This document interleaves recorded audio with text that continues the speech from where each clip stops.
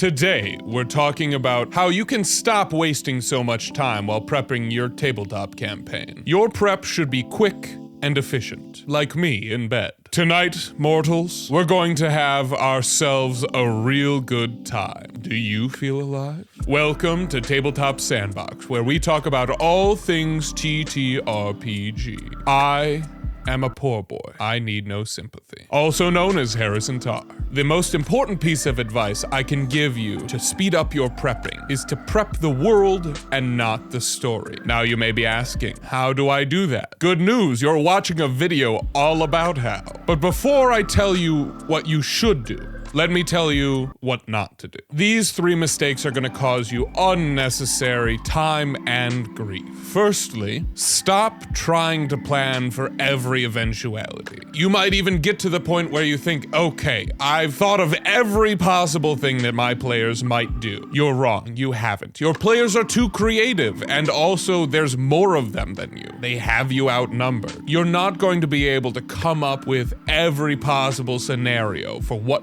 they do. Your players are just too unpredictable, and you only have one brain and so much time. In order to truly prep for every eventuality, it would take a literal eternity. Secondly, you need to abandon your concept of how certain plot points might play out. If you end up doing this, you might be limiting your player's agency, which I have an entire video about here. And honestly, it's more fun to let yourself be surprised by the outcome. Third, you need to realize that specificity limits creativity. I'll say it again, specificity limits creativity. The more you have prepped, you've started with the broad and you've drilled down and you have the specific, you have every member of this order planned out. You have the dragon's name. You have how old the dragon is. You have the ruler of every city in your entire world named, and you have their personalities dialed in. What that does is it limits you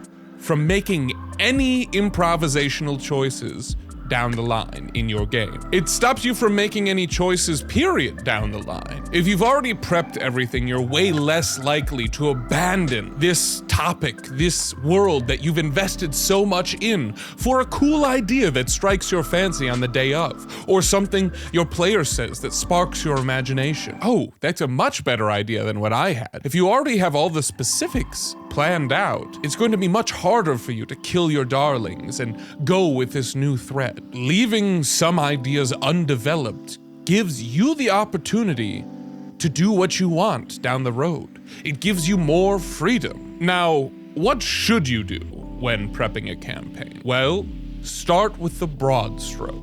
And this video is assuming that you're prepping a campaign setting from scratch, but a lot of these tips could still be useful when adapting an already existing campaign setting. Start with the broad strokes by focusing your ideas for the story. Identify and map key locations. And now this map doesn't have to be good. It doesn't have to look pretty. It doesn't even have to be something you'd ever show your players. It's just for you as the game master to have an idea of where things are in relation to each other.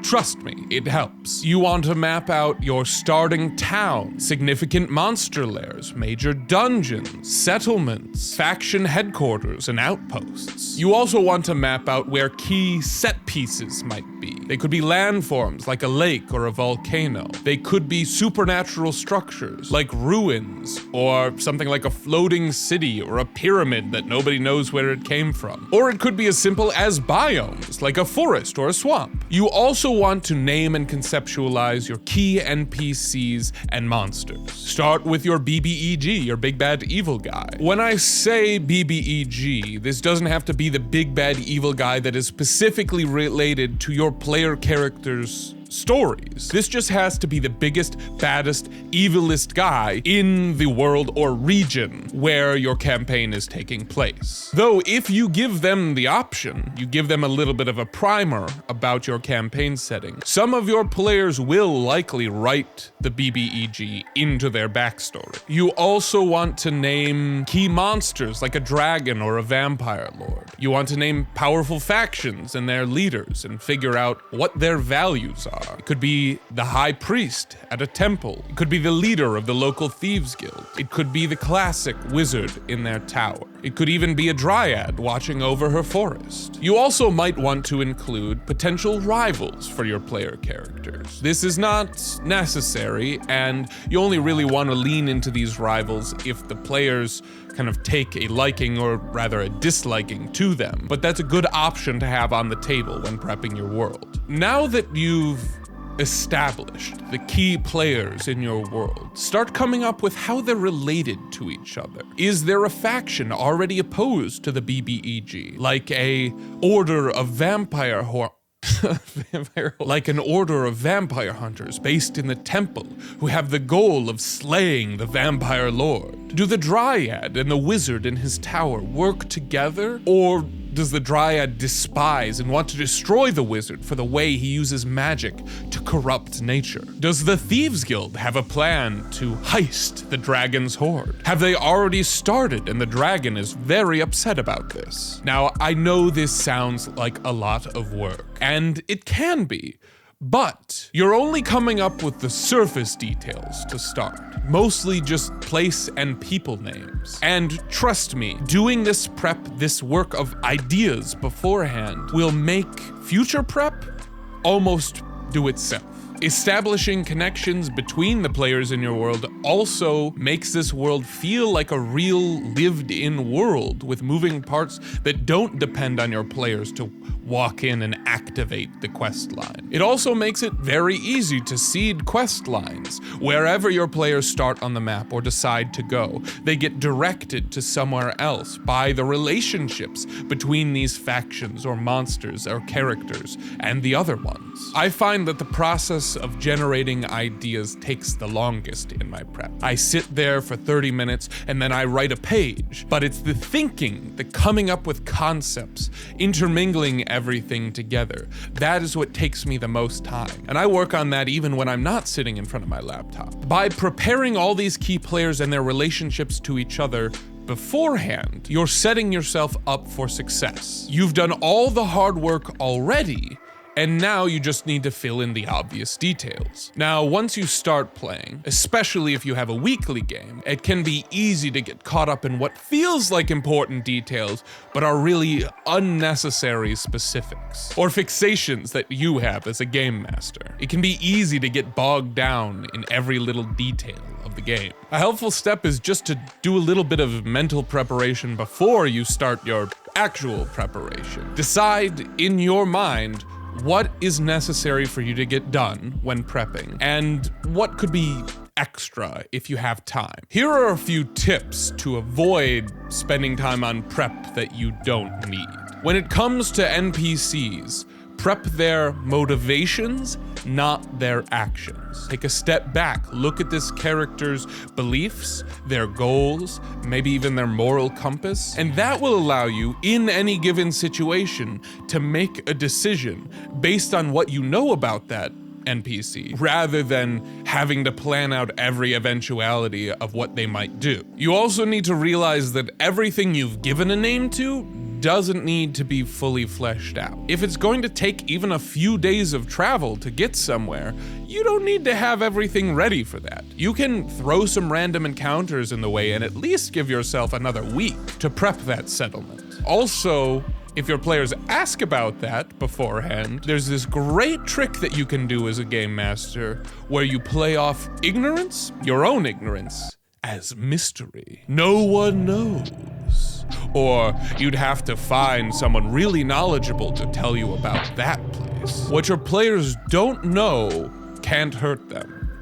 And especially as a game master, you want to keep up this air of mystery. Don't reveal ever that you didn't have that prepped already beforehand. Let them walk into it like you are the master of this world and you know every little thing, but you don't actually have to. Also, when it comes to challenges, whether they be combats, puzzles, legal disputes, don't worry about making every single challenge you put in front of your players cheese-proof. If the players find an obvious exploit that makes sense within the world and within your game, then that's great. Let them be clever. And remember, they're not outsmarting you.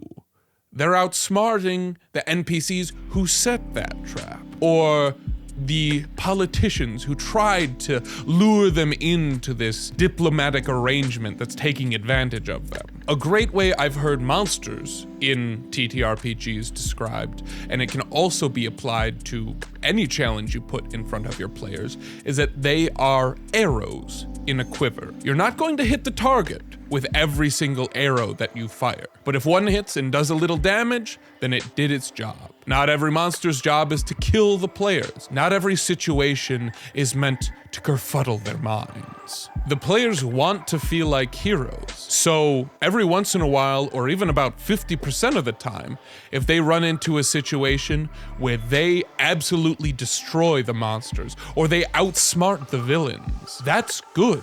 Let them have that. They should feel like the protagonists of the story, because that's what they are. When they have these victories, also, it makes the defeats hit that much harder. Finally, don't rely entirely on your own brain power to come up with every single thing for your game. Rely on tools like random tables. These can help even with the naming of things, motivations for characters, and of course, things like random encounters. I'm actually planning to release a video talking about all my favorite GM tools, so keep an eye out for that. Also, draw on obvious tropes in pre-made content to fill in where your creativity is lacking. If you're not sure what should happen next, consider the stories you know and love and do the obvious thing. Don't make custom stat blocks for all your monsters. Find one that works and use it or change it slightly, but you don't have to start from scratch for all these things. Certainly don't feel like you have to invent an entirely new pantheon for your world. If you don't have something in mind